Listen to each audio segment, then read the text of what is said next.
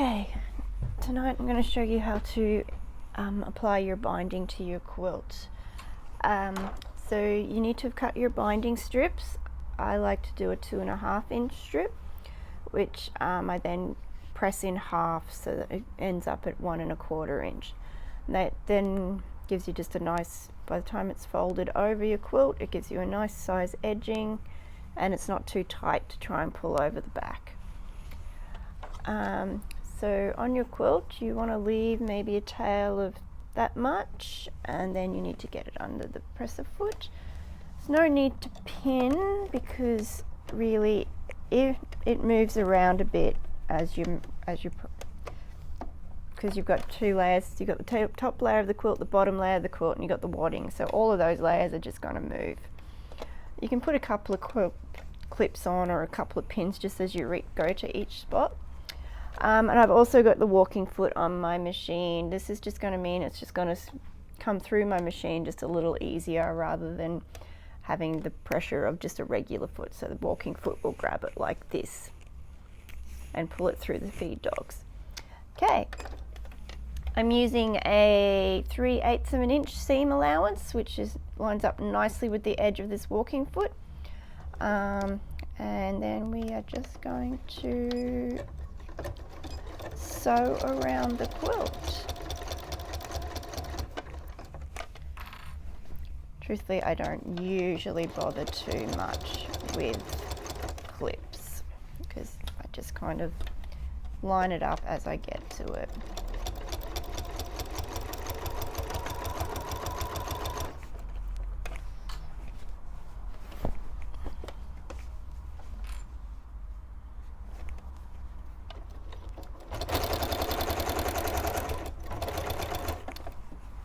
See with the walking foot, it's pulling both layers through very nicely. All those layers just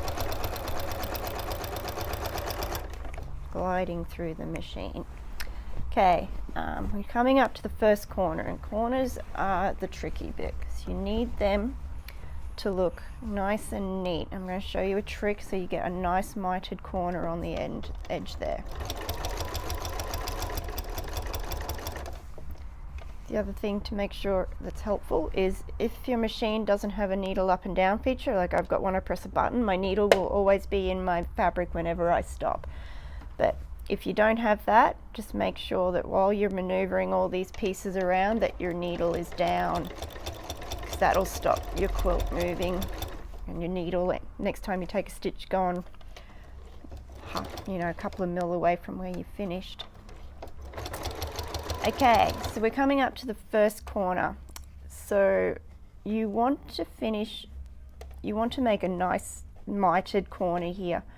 So you need to stop your needle where that fold is going to be, which is about, well, it's going to be your 3/8 of an inch in, or you can fold the fabric, get an idea of where that's going to be. I'm going to draw it on with a pencil just so you can see where I'm aiming at. So I'm aiming to come up here and stop my needle there.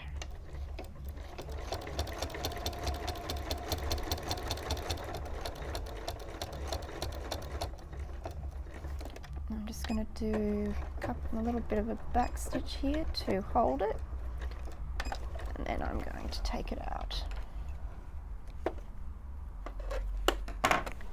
Okay, so hopefully you can see this. We're going to fold the bias up to a 45-degree angle, and then we're going to fold it back down there at 90 degrees. And you probably want a clip or something there to hold it in place. Then you're just going to pop it back in the machine and start stitching again down this side.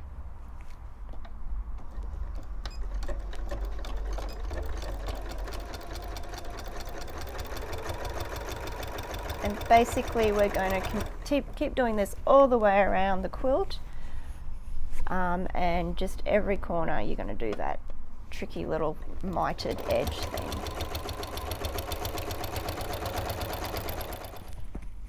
Okay, I've almost sewn all the way around this quilt now. I'll just get to where I need to get to.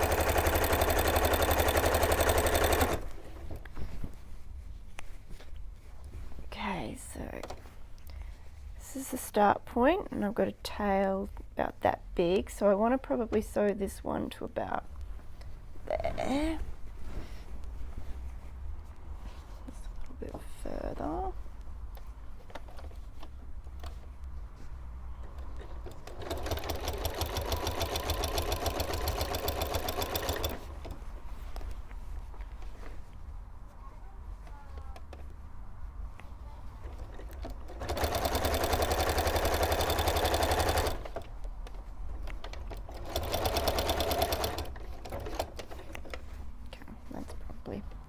Might be a bit too much. So one of the other tricky things with binding is how to finish it. So I'm going to show you this here. Okay, now that we've actually we've sewn the binding all around the quilt, but we've left a nice gap so that we can finish and join the binding together. And this is a nice, neat way of doing it.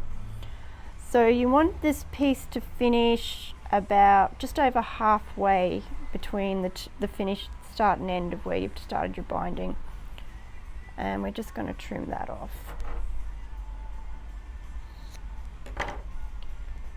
And then I like to just give that a bit of a pin so that it sits straight. I've got a little bit of tautness on that because you might have noticed as you stitched your binding down, it does tend to stretch a bit, and if you don't have it taut when you join it together, you're going to end up with it gathering, and you'll have a big gathered bit when you finish, and we don't want that. Okay, now to get the finished position of this one, we're going to pull that taut there, and you're going to take your offcut. So you open that up, and that's the width of your binding. In my case, it's 2.5 inches. So if I put that there, which is where the bottom binding is finished, and mark my 2.5 inches. You can also use a ruler, but this is just a quick and easy way of doing it. If you fold that in half, then just trim it off. Okay, now the trick is to join it, and this is where you don't want it to twist or anything, and it's very easy to twist it. So if you join the two pieces together like that, and then open them up so they're facing face to face, and then turn one 45 degrees. Pin your 45-degree angle.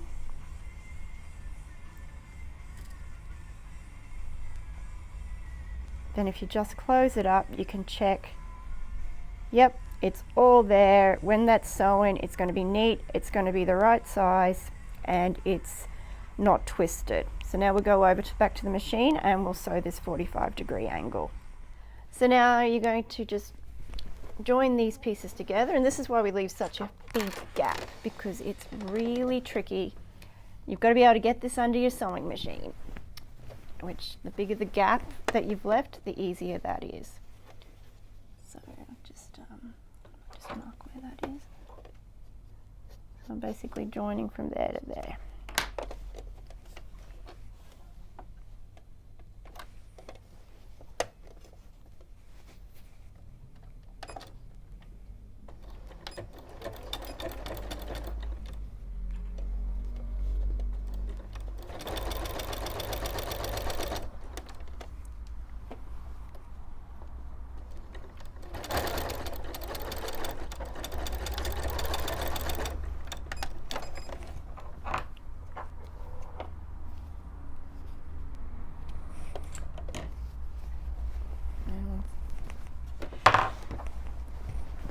Okay, just check, yep, that's all correct. So you'll trim back that bit there.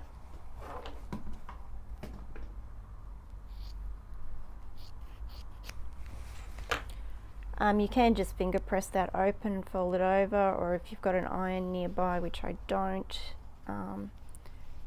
you can press it with the iron. Iron obviously always gives a better finish.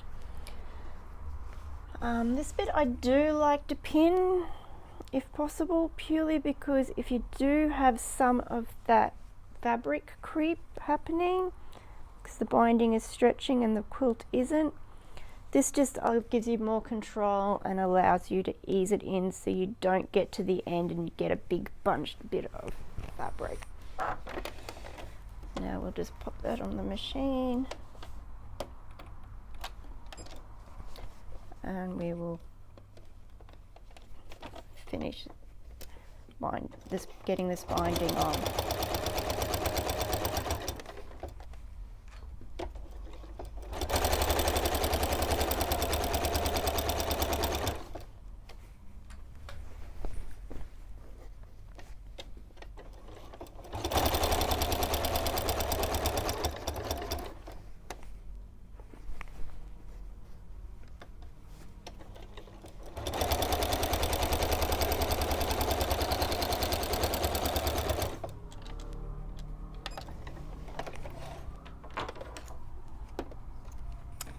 That is step one to binding your quilt. The neatest finish with binding is to do a hand stitch on the back. You can do it all on machine, but I personally enjoy stitching binding down by hand. You're just doing similar to an applique stitch where you are bringing the needle down into your fabric and then just up into that fold on the binding so that you're just catching that binding, and you will just keep doing that along the full length. It's a great activity for when you're watching TV.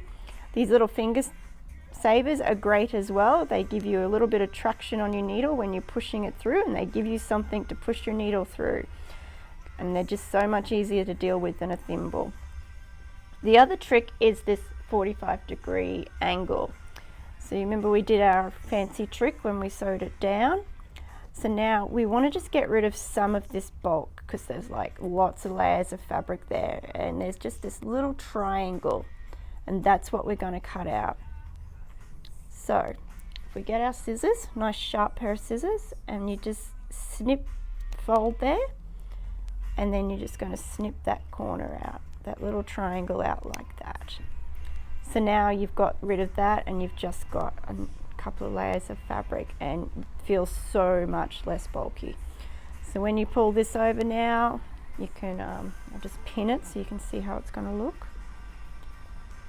And then you fold it that way. You will have a nice 45-degree angle on the back to go with your beautiful 45-degree angle on the front. And you can just, it's a little bit flappy there, so you can actually just come along with your applique stitch and just sew that down as well on the front and back, and that'll be nice and neat. And then you just carry on sewing down the other side, and that will produce a perfect quilt binding.